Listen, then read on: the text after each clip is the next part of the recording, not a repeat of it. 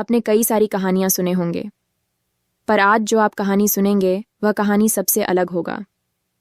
आप जो कहानी सबसे अलग है। मैंने अपने पति को छोड़कर अपने ससुर के साथ क्रिकेट खेल रही हूँ। सच पूछिए तो मैं अपने ससुर के क्रिकेट खेलने में पागल हो गई हूँ।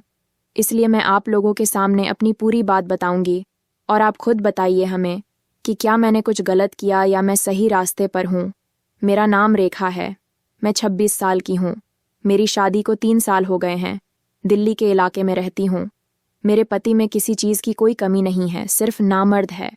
पर एक जवान औरत की जिंदगी में अगर उसका पति नामर्द हो तो अरबों की संपत्ति क्यों ना उसको मिल जाए, फिर भी कमी रह जाती है। एक जवान औरत को पति का प्यार चाहिए, सिर्फ भावनात्मक नहीं भी चाहिए। जब तक आपकी शारीरिक पूर्ति होती रहेगी, आप पति पत्नी में प्यार बना रहेगा, और जैसे ही किसी एक को रोड में रुचि कम होगी तो वह रिश्ते ज्यादा दिन तक नहीं चलेगा। आजकल जो आप देखते हैं, फलाने की बीवी भाग गई है, फलाने की बेटी भाग गई है, शादी के 2 साल बाद ही वह लड़की वापस आ गई है, शादी हुए 6 महीने हुए फिर भी औरत किसी और के साथ भाग गई है। आपने कभी गौर किया ऐसा क्यों होता है? ऐसा इसलिए होता है, खाने को तो कहीं पर भी मिल जाता है। शादी विवाह होने के बाद सारे पूर्ति होते हैं। जब से जवान लड़का लड़की होता है तब से वह सपने देखने लगता है। करने के लिए पति के साथ कैसे करेंगे, या आदमी सोचता है कि मी के साथ कैसे करेंगे। जो 10 साल से एक बात को सोच रहा हूं कि मेरी बीवी आएगी तो मैं ऐसे करूंगा, या मेरा पति जब मिलेगा तो मैं उसके साथ ऐसे करूंगी, और वही करने को नहीं मिले तो क्या होगा। जब मेरा पति मुझे अच्छे से क्रिकेट नहीं खेल पा रहा था, हम दोनों में काफ़ी झगड़ा होने लगा। झगड़े की वजह से हम लोग एक सप्ताह तक आपस में बात नहीं करते थे। जब वह मेरे पास आता था, मेरे साथ सोता था तो मुझे छेड़ देता था, कुछ करता भी नहीं था। जैसे ही वहाँ मेरे सारे उतरता था, खरबूजा को पकड़ता तथा मेरे गुफा पर हाथ फिरता था, उसी समय नागराज निकल जाता था। कई बार तो गुफा के ऊपर जैसे ही वह अपना नागराज रखता था, उसका सारा पानी ऊपर गिर जाता था, और फिर उसके मुंह से एक बात निकलती थी, सॉरी। ये सारे कितना दिन तक चलता है। इस वजह से हम दोनों में काफ़ी ज़्यादा झगड़ा होने लगा था। मेरे पति इकलौते हैं, घर में ससुर जी रहते हैं, सास नहीं है। पति पत्नी के बीच में जब रोज़ाना लड़ाई हो, ऐसे में आप क्या करेंगे? आपको कंधे की ज़रूरत होगी। आप ऐसे इंसान को ज़रूर ढूंढ लेंगे जिनको अपने मन की बात, अपने दिल की बात बता सके। ये बात तो किसी सहेली को बता नहीं सकते। ससुर जी मेरा बहुत ध्यान रखते थे। उनसे मैं अपनी सारी बातें शेयर करने लगी, उनको बताने लगे कि मेरे साथ क्या दिक्कत है। उन्होंने इसका फ़ायदा उठाया, या आप यह समझ गए कि वह मेरी मदद भी करने लगे।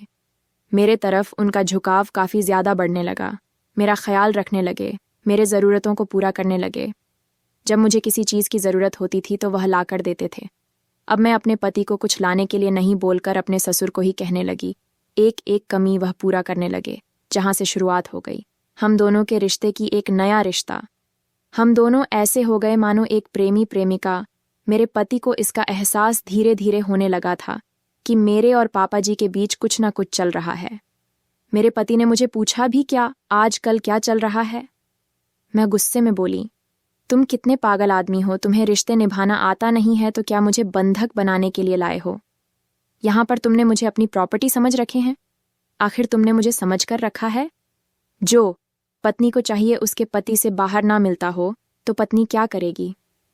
हम दोनों में फिर से लड़ाई हुई और मेरा पति घर छोड़ दिया। पैतृक गांव है, वही चला गया।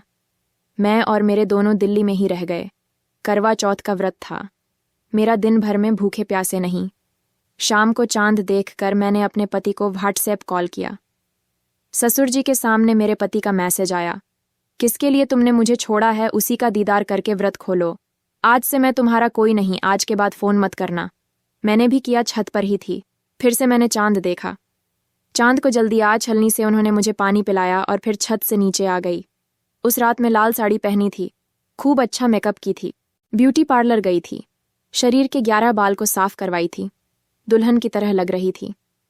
नीचे आकर मैंने ससुर जी को पैर छूकर प्रणाम किया। उन्होंने मुझे पकड़कर उठाया और अपनी में भर लिया।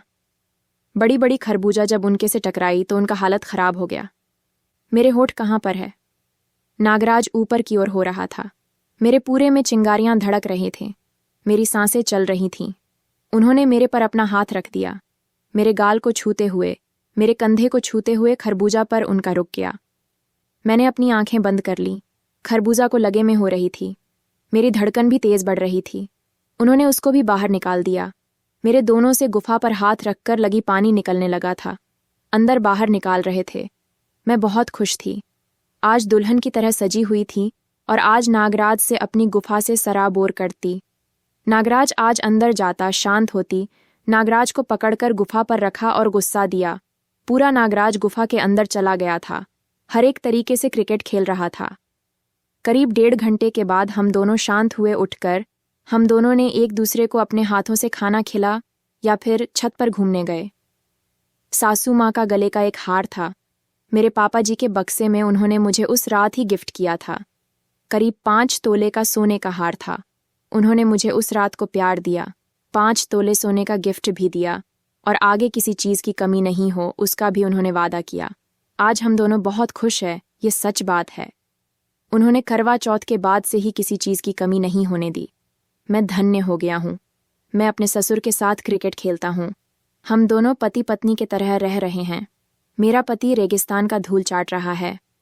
मैं दूसरी कहानी जल्द ही लेकर आऊँगा। तब तक के लिए आप सभी को मेरा प्यार भरा नमस्कार, लाइक और सब्सक्राइब ज़रूर कर देना। धन्यवाद।